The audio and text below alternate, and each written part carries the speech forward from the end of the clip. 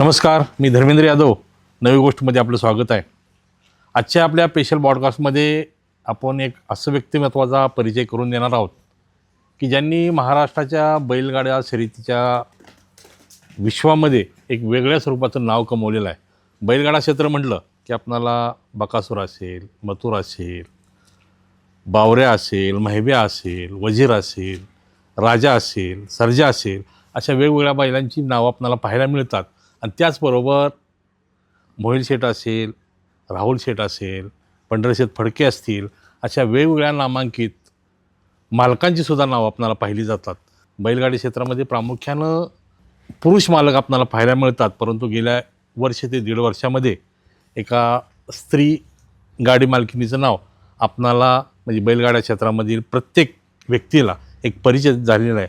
अशा चिंचाळे गावच्या, सांगली जिल्ह्यातील चिंचाळे गावच्या उर्मिलाताई गायकवाड यांचंही नाव या क्षेत्रातील प्रत्येकाला माहिती झालेलं आहे. अशाच उर्मिलाताई गायकवाड ज्यांनी आपल्या बैलगाडी क्षेत्रामध्ये पदार्पण केलं. ते वादळ असेल, रुबाब असेल, नंतर जीवा असेल, नंतर अर्जुन आणि नंतर राजा या बैलांच्या त्या मालकीन राहिलेल्या आहेत. आणि ह्या बैलांना घेऊन त्यांनी बैलगाडी शर्यतीमध्ये आपलं पदार्पण केलं आणि आज त्यांनी एक वेगळ्या स्वरूपाचं नाव लौकिक मिळवला. अशा उर्मिलाताई गायकवाड ह्याच्या पॉडकास्टमध्ये आपल्या पाहुणे आहेत. सुरुवातीला नवी गोष्टच्या वतीनं त्यांचं स्वागत करूया. ताई, आपलं स्वागत आहे. थँक्यू. ताई, बैलगाडी क्षेत्र म्हटलं का ह्याच्यामध्ये प्रामुख्यानं म्हणजे आपली भारताची असेल किंवा महाराष्ट्र असेल पुरुषप्रधान संस्कृती आहे. आणि प्रत्येक क्षेत्रामध्ये आपण पुरुषांना लीड करताना किंवा पुरुषांच्या हस्ते प्रत्येक गोष्ट होताना पाहत असतोय. परंतु तुम्ही गेल्या वर्षी दीड वर्षामध्ये आत्ता जर बघितलं तर महाराष्ट्राच्या बैलगाड्या शर्यतीच्या क्षेत्रामध्ये एकमेव अशा तुम्ही महिला बैलगाडी मालकीण आहात की तुमचं पदार्पण झालं आणि ते पदार्पण तुम्ही अगदी अल्पावधीत म्हटलं तर तुम्ही ते यशस्वी करून दाखवलं.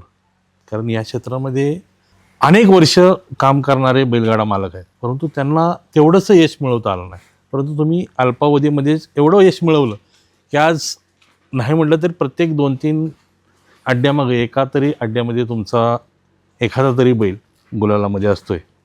सुरुवातीला ह्या क्षेत्रामध्ये तुम्हाला यावं असं का वाटलं? सुरुवातीला म्हणजे आमच्या माहेरची खिलारची दावण आहे ना, त्यामुळं खिलारचं प्रेम तर पहिल्यापासूनच आहे. पण माझं भाचं बैल अड्ड्यात घेऊन जायचं, तिथनं गटाला घरी यायची, ते ऐकून आमचा पण स्टाफ म्हणला की ताई आपण पण घेऊया. तिथून सुरुवात झाली. सुरुवातीचा प्रवास तसा खूप खडतर होता. अच्छा. की एवढा अनुभव नव्हता, शिकायचं होतं, नवीन पाऊल होतं. आणि जो आपला पहिलाच नंदी होता रुबाब म्हणायचा, तो एवढा दमवायचा की सुट्टीला नीट उभाच राहायचा नाही. अच्छा. गेलं की मग दुखदू राहायची, सुट्टी कशी होत्या, तिथनं सुरुवात. सुट्टी हळूहळू साधारणतः तुम्हाला ह्या क्षेत्रामध्ये येऊन किती वर्ष झाली? तसं बघा 1.25 वर्षच झालं. 6 वर्ष झालं. मग सुरुवातीला तुमच्याकडे एक वादळ म्हणून एक बैल होता?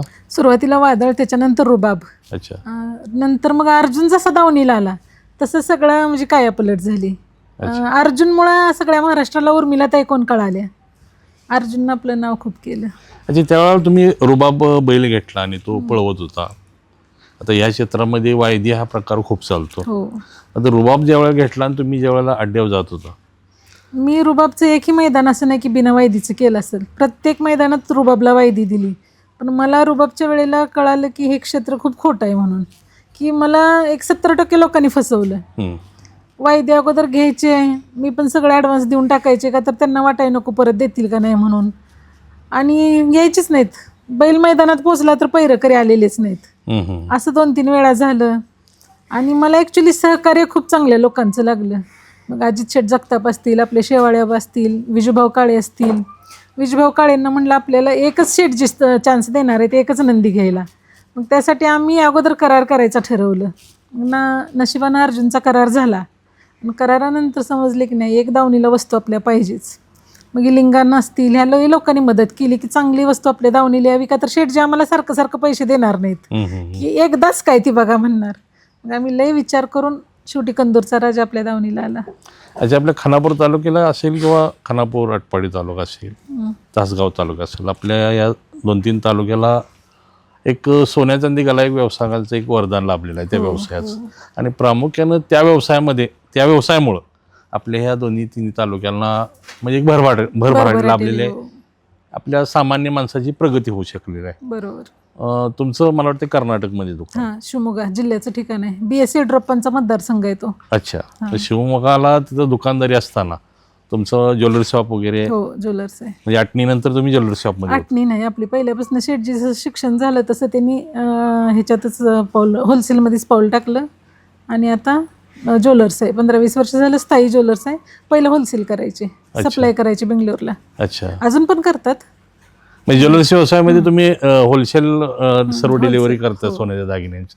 मग सगळं सुरळीत चालू असताना अचानकच तुम्हाला बैलगाडी क्षेत्रामध्ये यावं असं का वाटलं? अचानक असं काही नाही. आता 2015 पासून आपण शेती करतोय, स्टाफ आहे. वाटतं म्हणजे आपल्यामुळे 2-4 लोकांना रोजगार मिळावा म्हणून मुरा म्हैशींचा गोठा आहे. ह्याला शेतीला निगडीत असल्यामुळं हा बैलगाडीची आवड लागली आणि पहिल्यापासून नादा रक्तात होताच.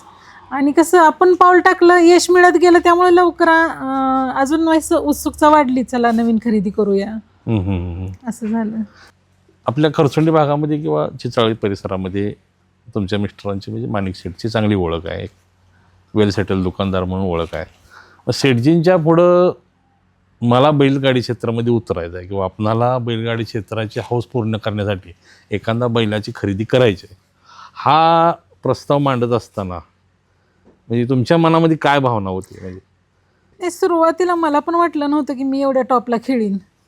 गावापुरतं यात्रेच्या मैदानापुरतंच मला सुरुवातीला वाटलं की आपलं काय गट पास हो, सेमीपर्यंत पोहोचलो की ते आनंद जास्त होता. पण एवढ्या वरपर्यंत खेळीन ही मला पण वाटलं नव्हतं. बैलगाडी क्षेत्रानं भरभरून प्रेम दिलं म्हणून तिथपर्यंत पोहोचले. शेठजींना पण माहीत नव्हतं. शेठजी म्हणले 4-5 मैदानं करतील आणि कंटाळतील. अच्छा. पण आम्ही काही कंटाळलो नाही. म्हणजे नशिबानं मला स्टाफ पण चांगला भेटला की त्या मुलांना पण खूप म्हणजे बैलगाडी क्षेत्राची आवड होती. ते म्हणायची, ताई गुलाल घेतल्या शेवट नाद बंद करायचं नाही. ॲक्च्युली पंचक्रोशीतल्या लोकांनी ट्रोल खूप केलं, आता ही बाई काय गाड्या पळवणार आहे म्हणून. पण मग कुणी तर ट्रोल केल्यावर माणूस जिद्दीला पेटतो. तिथनं खरी सुरुवात म्हणली तर चालेल की नाही, करून दाखवणार. म्हणजे निंदकाचे घर असा विषय जरी म्हणते ती खरं आहे. बरोबर आहे. म्हणजे त्या काळामध्ये तुम्ही ज्ञानोबरायांना सुद्धा लोकांनी सोडलं नाही आणि आपण काय चिल्लर. त्यामुळं निंदकाचे घर असावे शेजारी. अच्छा. त्यावेळेला घरामध्ये सासू सासरे असतील किंवा इतर नातेवाईक असतील, त्यांच्याकडून काय असं विरोध तुम्हाला? तसं कसं आम्ही सासू सासरे वारलेत, खूप वर्ष झालं. अच्छा. घरात तसं असं काही नाही. शेठजींचा सपोर्ट असला की मग बाकी कोणाची काही म्हणजे डिसिजन मेकर सर्व शेठजी? शेठजी.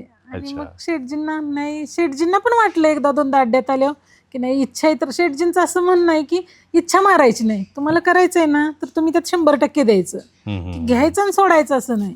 तुम्ही त्यात 100% दिलं तर शेठजी आम्हाला लगेच पाठबळ देतात. आणि शेठजींना माहित होतं ती बघून की नाही बायको काहीतरी करणारच, त्यामुळे शेठजी पण तयार झाले मोठ्या खरेदीला. अच्छा. बैल सुरुवातीला घेतला, पहिला बैल, आणि पहिल्या अड्ड्यावरती तुम्ही गेला. कुठल्या अड्ड्यावरती पहिल्या अड्ड्यावर? सुरुवातीला वादळ घेतलं, त्यावेळेला काही मी अड्ड्यावर जात नव्हती, पडद्याच्या पाठीमागच होती. त्याच्यानंतर परत रुबाब घेतला. वादळ नुसती 25,000ची खरेदी होती आणि रुबाब 1,01,000ची खरेदी होती. रुबाबला पहिल्यांदा मला वाटतं मी माहुलीच्या अड्ड्यावर गेली. माहुलीच्या अड्ड्यावर मी एका साईडनंच खाली गेली आणि सगळं गट सुटस्तवर खाली सुट्टीलाच थांबली. एका झाडाखाली बसली, ती उठलीच नाही. लोक बघायची तेव्हा कोण ओळखत नव्हतं. शेठजी सोबत होते? हो, शेठजी आणि गावातली पोरं होती संघ. अच्छा. आपला स्टाफ होता, 10-12 पोरं संघ होती. माणसं बघायची. पण त्यावेळेला असं कोण काही एवढं बोललं नाही, रिस्पॉन्स काही दिला नाही, काही नाही. आम्ही तिथं गटाला मार खाल्ला. त्यावेळेला असं एक गाडी एकदाच पळाली पाहिजे असं काही नियम नव्हतं. रुबाबला मी 2 वेळा झुपला, दोन्ही पण वेळा टाकाटाकीत मार खाल्ला. तिथनं परत दुसरं मैदान सोनहिराचं केलं, तिथं पण टाकाटाकीत मार खाल्ला. मग परत डिसाईड केलं की नाही, नंदी चांगला दावणीला पाहिजे. आणि ॲक्च्युली सुरुवात इथून झाली की विनायक दादा लेंगरेचे देशमुख ते आले ते फार्म हाऊस बघाय. आणि त्यांनी शेठजींना सांगितलं की वहिनी साहेबांची खूप इच्छा आहे, तर शेठजी तुम्हाला एक चांगला नंदी घेऊन द्यावाच लागेल. मग शेठजीने असं म्हणलं चला लई इच्छा आहे तर घेऊया. अच्छा. विनायक दादाचा उल्लेख केला म्हणून सांगतो. आता त्यांनी ज्यावेळेला बैलगाडी क्षेत्रावरती बंदी होती, सुलतान नावाचा नंदी होता आणि मथुर असेल किंवा पंढरीशेठ फडकेंचा एक बैल होता.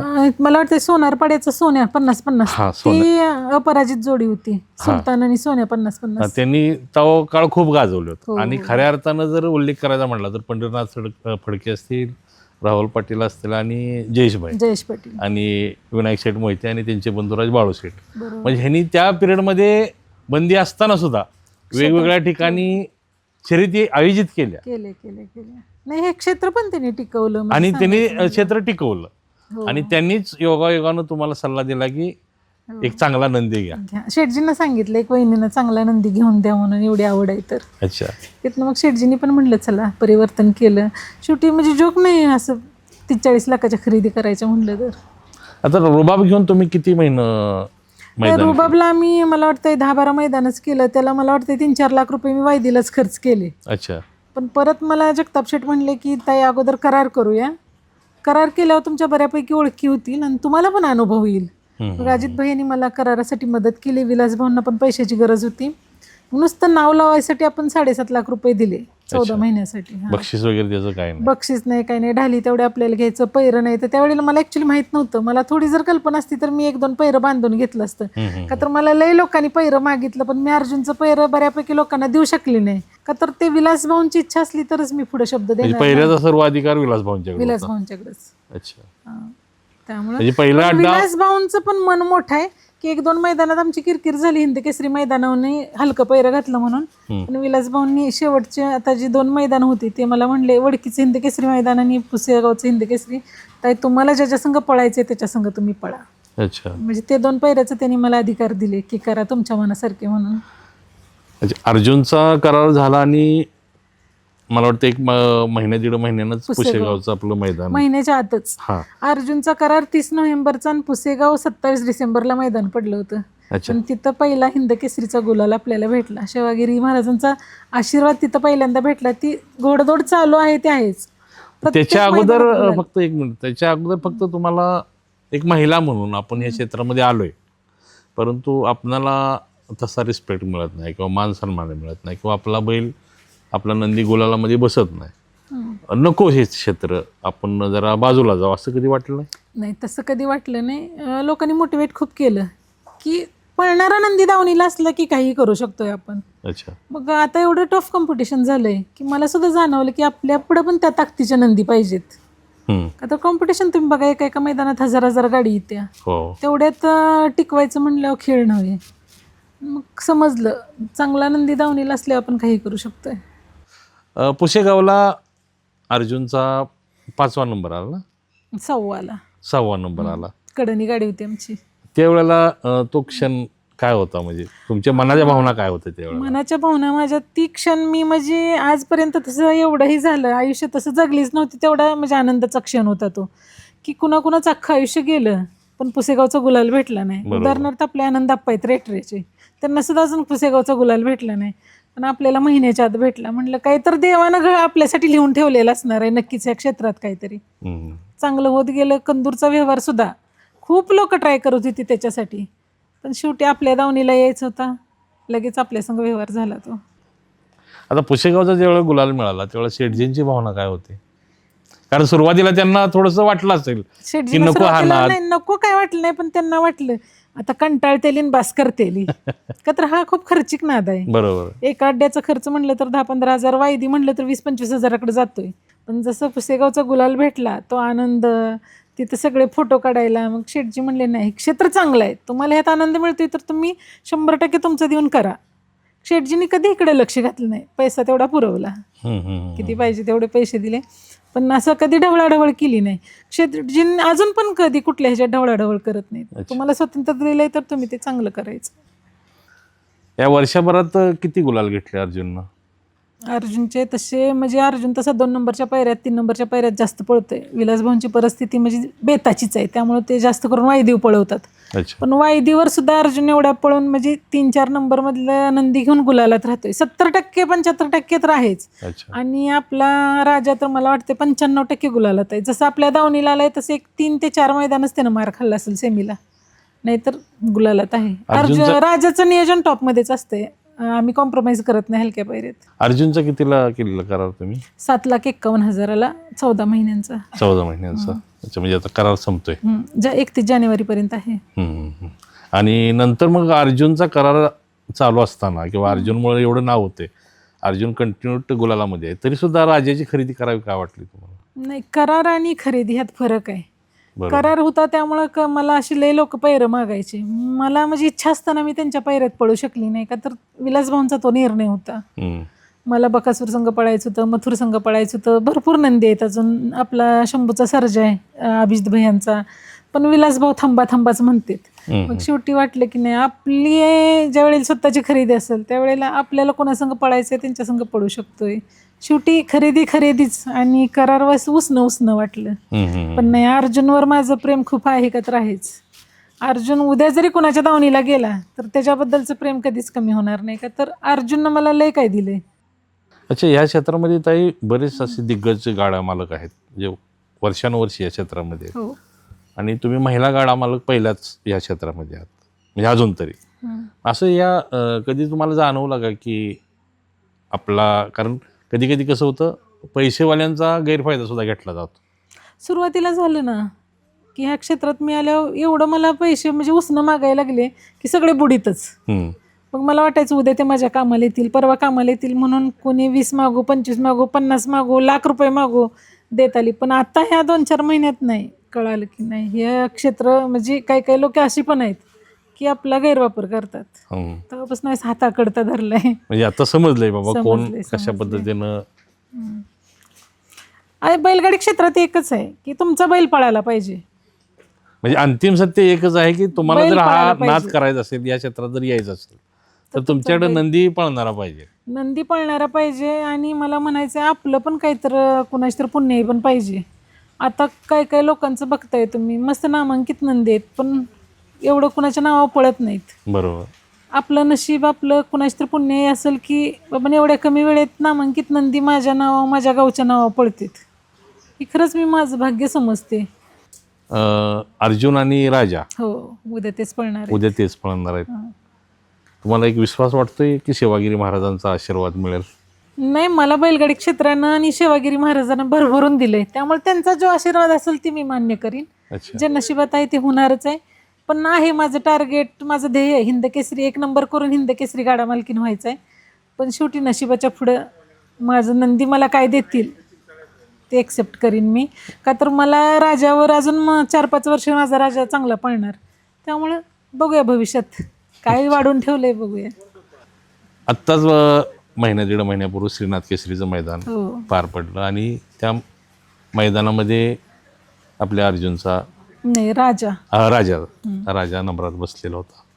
त्यावेळेचा तुमचा काय अनुभव होता किंवा तो जो संपूर्ण जो माहोल होता, म्हणजे खरं पाहिलं तर महाराष्ट्रानं बैलगाडा क्षेत्रात म्हणजे एवढ्या स्वरूपात मॉब जमतो किंवा गर्दी जमते, एक वेगळ्या स्वरूपाचा तो माहोल तयार झालेला होता. मैदान जे होतं ते ॲक्च्युली खरोखर क्राऊड जास्त होता, पब्लिक खूप होतं. आणि त्या राऊंडमध्ये मी फिरत होती, 80% लोक म्हणत होती ताई आपलीच फॉर्च्युनर आहे, आपलीच फॉर्च्युनर आहे. एवढा त्यांचा राजावर आणि घोटच्या सर्जावर विश्वास होता पब्लिकचा.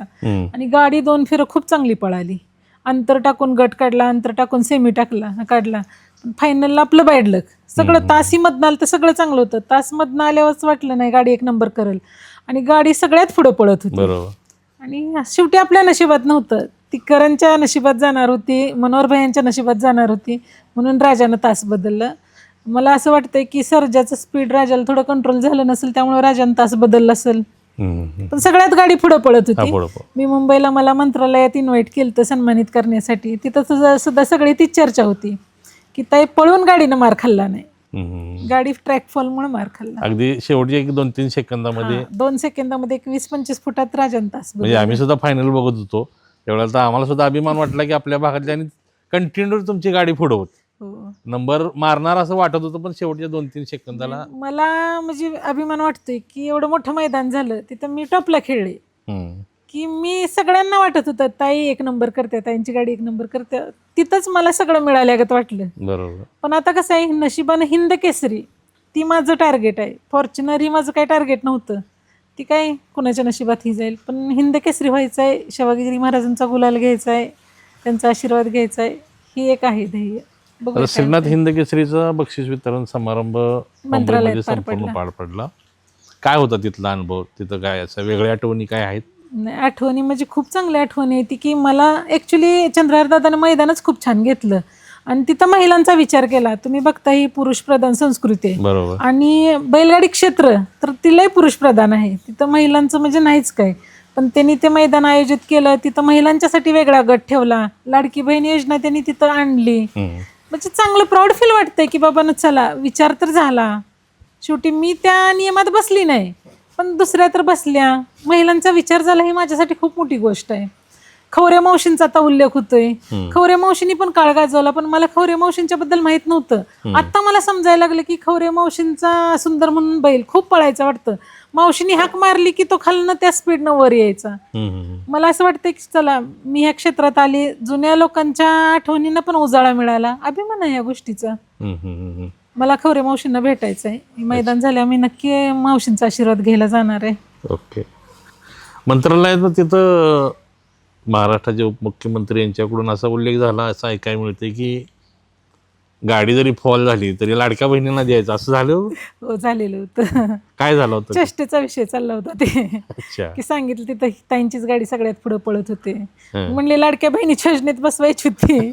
नसतंय ना ते तसं काय. अच्छा. चेष्टेचा विषय होता तो. दादा, ते एवढं मोठं श्रीनाथ केसरीचं आयोजन केलं चंद्रहार पाटील यांनी, त्यांच्याविषयी काय सांगू शकाल? नाही, ॲक्च्युली दादांचं जे टार्गेट आहे, जे ध्येय आहे, बैलगाडी क्षेत्र खूप उंचावून न्यायचं त्यांचं टार्गेट आहे. आणि बैलगाडी क्षेत्राला खरोखर असे लोक पाहिजेत की बाबा ऑर्गनायझर केलं, एवढं मोठं मैदान त्यांनी भरवलं, ही खूप कौतुकाची गोष्ट आहे. त्यांनी गटाला गाड्या दिल्या, आज 10 गाड्यात पळून तुम्हाला एक 2 व्हीलर मिळाली. इकडं दुसरीकडे तुम्ही 500 गाड्यात पळून 3-3 फेरं पळून एक 2 व्हीलर घरी आणायचे. पण असं आलं पाहिजे, कॉर्पोरेट ह्यात आलं पाहिजे, बैलगाडी क्षेत्र उंचावाजून गेलं पाहिजे, असं माझी पण इच्छा आहे, माझी पण भावना आहे.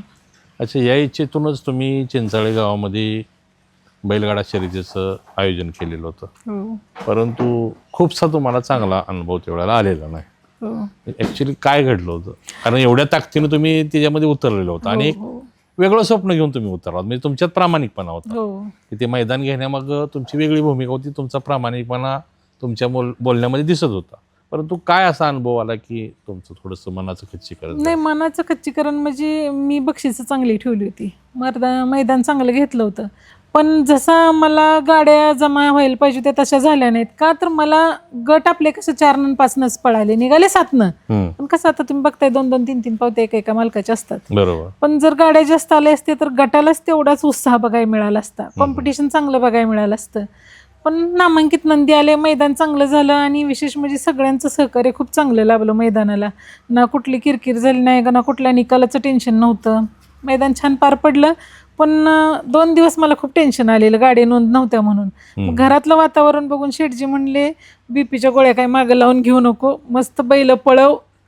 म्हणून मी त्यावेळेला बाईट दिली की नाही, मी परत मैदान ऑर्गनायझर करणार नाही, घेणार नाही म्हणून. पण लय चाहत्यांचं मला फोन आलं, मेसेज आले की नाही ताई तुम्ही मैदान घेतलं पाहिजे परत एकदा. मी त्या गोष्टी विचार करणार आहे. अच्छा. की अजून एकदा भरवायचं आहे डोक्यात. कदाचित असं नाही का झालं की तुम्ही ओपनचं मैदान घेतल्यामुळं आणि तुमचं ह्या क्षेत्रामध्ये एवढा नावलौकिक आहे की त्या नावलौकिकाकडे बघता नामांकित बैल येणार हे जवळजवळ सर्वांना माहीत होतं, त्याच्यामुळं आदतवाली म्हणा किंवा थोडेसे कमी पळणारी बैल असू शकते की आली नाहीत, असं नाही का झालं? लय लोक तशीच म्हणले की आपला तिथं काय टिकावं लागणार आहे, सगळी मोठी बैलवाली आले तर आपला टिकावं लागणार नाही, असं लय लोकांच्या डोक्यात होतं. पण जो आता पुष्पराज पळतोय आदत, तो आपल्या मैदानापासूनच नावारूपाला आलाय. लोकांना हेच कळना झालंय, तुम्ही मोठ्यात पळला तर तुमची ताकद तुम्हाला कळेल. त्यामुळं लोकांनी हा विचार नाही करायला पाहिजे की मोठी तिथं येतात म्हणले आपण जायला नको. आपण त्यांच्यात पडल्यावर आपली ताकद आपल्याला कळते ना. आता तुम्ही पुष्पराजचा उल्लेख केला की तुमच्या मैदानापासून नावारूपाला आला आणि नंतर त्याची खरेदी झाली, आणि आता श्रीनाथ केसरीला मथुर बरोबर पैरा होऊन तो तिथं चांगला पळाला, ट्रॅक्टरचा मानकरी ठरला. त्याला भविष्य आहे वाटते तुम्हाला? आपल्याच भागातला तो नंदी आहे. हो, त्याला भविष्य आहे, खिलार आहे तो. आणि मला असं वाटतंय की खिलारला 4-5 वर्ष जास्तच म्हणजे लाईफ आहे ज्या मैसुरीपेक्षा. म्हणजे म्हणतात मैसुरी एक, मला वाटतं आता मथुर 81-81 रायफल ही अशी मैसुरी आहेत ती पळतात, पण बरीच अशी नंदी आहेत की मैसुरी 1-2 वर्षातच विजलेले आहेत. पण जो खिलार पळतेत 5-5, 6-6, 7-7 वर्ष. सोन्या 50-50 असेल, आपल्या मंगड्यात त्यांचा सुंदर असेल, त्यांनी पण खूप काळ गाजवलाय. बरोबर. म्हणजे त्यांना लाईफ, त्यांचं भविष्य चांगलं आहे असं म्हणतात. अर्जुन पळवला, नंतर राजा जेव्हा पळवला, परंतु पुशेगावला जो हिंद केसरी झाला आपल्या भागातला घरणीचा आपला राजा. हो, पण पुसेगावला गेल्या वर्षी राजाबरोबरच पळालो. राजा बरोबर पळाला. घरणिकीचा राजा ना अर्जुन तिथं पळाली. अच्छा तिथं आपण गुलालात राहिलो. पुसेगावचा पहिला गुलाला घरणिकीच्या राजावरच भेटला मला. अच्छा. आणि राजाचा तिसरा गुलाल हिंद केसरीचा माळशिरसला भेटला. माळशिरसचं पण हिंद केसरी मैदान आपण घरणिकीचा राजा आणि आपला राजा ती पळाली होती. एकत्रितच केलं. दोन्ही पण नंदी राजाच्या गळ्यात पळालेले आहेत. अच्छा, म्हणजे एकमेकाला साथ मिळाली आपल्या भागातल्या हो, भागात हो, म्हणलं तर हो. वावगं ठरणार. ऍक्च्युली त्यावेळेला त्यांचा वैस बॅड काळ चालू होता. मला बाबू मानेनी कुणाला तर फोन करायला लावला, त्यांचा मला फोन आला, तर मी त्यांना सांगितलं आपण 100% पळायचं. म्हणलं कोण काय अमरपट्टा घेऊन जन्माला आलं नाही. बरोबर. आज तुम्हाला गरज आहे तशी मला उद्या लागणारच आहे. एका पायावर पैरा केला. दादांना त्यावेळेला मी म्हणलं नाही दादा, राजासंगच पळायचं. दादानी पण म्हणजे सांगितलं, हमी भरली की चालतंय, तुमची इच्छा आहे तर पळूया. तर आता आपल्या भागातील म्हणजे खानापूर तालुका असेल, आटपाडी तालुका असेल, काय अशा बैलांचं तुम्ही नावं सांगू शकता की त्यांना पुढं भविष्य आहे? हो, आता पळसखेडचा रुद्रा, तो फॉर्च्युनरचा मानकरी झाला. बरोबर. त्याचं सुद्धा चांगलं भविष्य आहे. आपला पुष्पराजा आहे. आहेत नामांकित नंदी. लेंगऱ्याचे आपला जलवा पहिला पळत होता, आता त्याचा बॅडपॅच चालू आहे. शिकरा पळतोय चांगला. आहेत नामांकित नंदी आपल्या भागात पण आहेत. अच्छा. विट्यात चेंडू आहे. म्हणजे नंदीमध्ये देव मानलं जातं. हो, महादेवाचा अवतार. आणि एक त्या नंदीचा एक वेगळाच फॅन फॉलोइंग आहे. हो. असा बकासूर. बकासूरबद्दल तुमच्या मनामध्ये काय भावना आहे, काय सांगू शकता? बकासूरला आपल्या सामान्य नंदीत मी गृहीत धरत नाही. मला अगोदर एवढं त्याच्याबद्दल काय वाटलं नव्हतं, पण निमसोडच्या मैदानात मी बकासूर जवळ गेले त्यावेळेला मला त्याचं वेगळंच जाणवलं. आपल्या बघा पहिलं कसं गावात नंदी बैल फिरायचे, मी त्याला बकासूरला अशीच म्हणायची, मोहील वडत नेणार खाली नंदी बैलासारखाच. पण ज्या वेळेला तिथं गेले त्यावेळेला जाणवलं नाही, त्याच्यात वेगळी ऊर्जा आहे. काहीतर त्याच्याकडं मला वाटतंय वेगळं गॉड गिफ्ट, दैवत, म्हणजे दैवी शक्ती काहीतर आहे बकासूरकडं. सगळ्या नंदीत आणि त्याच्यात फरक आहे का तर आहे. त्याच्यापाशी गेल्यावर एक वेगळी ऊर्जा वाटते. अच्छा. हां, मग मी म्हणेल बकासूरला काहीतर दैवी शक्ती असली पाहिजे. आणि मथुरविषयी काय सांगाल? मथुर तर सगळ्यांच्या हृदयाचं गळ्यातला ताईत म्हणलं तर चालेल. मथुरचं फॅन फॉलोइंग खूप आहेत. मथुरनं काळ मुंबई गाजवली का तर गाजवली, बिनजोड गाजवली का तर गाजवली. बिनजोडचा तो बेताज बादशाह बादशाह, म्हणलं हो. जातं. राहुल भाई यांचं तर मथुरवर भयानक प्रेम आहे. राहुल भाई यांचं त्यांच्या मुलावर नसेल तेवढं मथुरवर प्रेम आहे. आता तुमचं आणि राहुल भाई यांचं म्हणजे थोडा कालावधीमध्ये म्हणजे चांगलं रिलेशन डेव्हलप झाले. राहुल भाई तसं लय दिलदार मनाचा चांगला माणूस म्हणलं पाहिजे. चांगल्याला चांगलं, खूप चांगले आहेत. हो ना. राहुल भाई एक मी म्हणेन खरंच म्हणजे ह्या बैलगाडी क्षेत्रातला लय दिलदार माणूस. अच्छा. लय म्हणजे लय मोकळे मनाचे. हे संपूर्ण तुम्ही बैलगाड्या क्षेत्रातले पण तुमच्या कार्यकर्तेविषयी किंवा एकंदरीत प्रवासाविषयी आपण चर्चा केली, परंतु हे सर्व घडत असताना तुमच्या पाठीमागं म्हणजे आपल्या मराठी धर्मामध्ये म्हटलं जातं की एखाद्या यशस्वी पुरुषामागं एखादी खंबीर स्त्री असावी लागते. तसं एखाद्या आत्ता एक वेगळं शब्द किंवा वेगळी रूढ पडणार आहे की एखाद्या यशस्वी स्त्रीमागं एक खंबीर असा पुरुष असावा लागतो. हे तुमच्या निमित्तानं सिद्ध होतंय. 100% सिद्ध होते. मी सगळ्या मुलाखतीत सांगत आले की देवानंतर मी कुणाला मानत असेल तर ते माणिकशेठ गायकवाड असतील. शेवटी असं मोकळं कोण सपोर्ट करत नाही, हा खर्चिक नाद आहे. तरीसुद्धा त्यांनी म्हणजे माझ्या इच्छेला त्यांनी प्राधान्य दिलं. तुला आवडतंय तर तू कर. आणि मी पण त्यांचा शब्द पडून दिला नाही.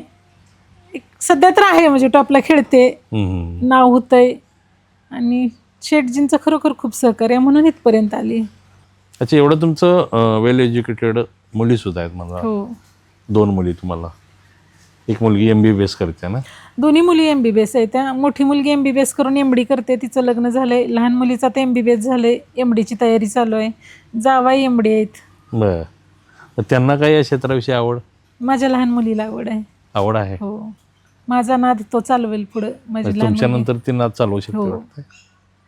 अच्छा. एक संपूर्ण तुमचा प्रवास बघितला किंवा संपूर्ण जर तुमची जर स्टोरी बघितली तर एक आपण औपचारिकसुद्धा मुलाखती अगोदर बोलत बसलेलो होतो की माणिक शेठ आणि तुम्ही आपण सर्व एक तुमच्यातून असं जाणवतं की एक शंकर पार्वतीचा जोडा असतो. कारण एवढं सहज सोपं नसतंय. एक नवरा बायको म्हणून प्रत्येकजण आपापले नातं जपत असतोय, तो रिलेशन राखत असतो. बरोबर. परंतु एकमेकाच्या मनाच्या भावना जाणून घेणं आणि एकमेकाच्या मनाला जी वाटते त्याला प्रोत्साहित करणं किंवा त्यांना प्रोत्साहित करून पुढं चाल देणं एवढं सोपं नसते. परंतु शेठजींच्या बोलण्यातून असं जाणवत होतं की चला तुम्ही जे करताय, म्हणजे त्या काळी भगवान शंकराने जे केलं की पार्वती माता जे म्हणते चला पार्वती मातेचं खरं, आणि ज्या पार्वती माता म्हणतायत ते भगवान शंकर करत गेले. त्याच पद्धतीने तुम्ही आणि माणिक शेठ हा जोडा म्हणजे आम्हाला पाहायला मिळाला.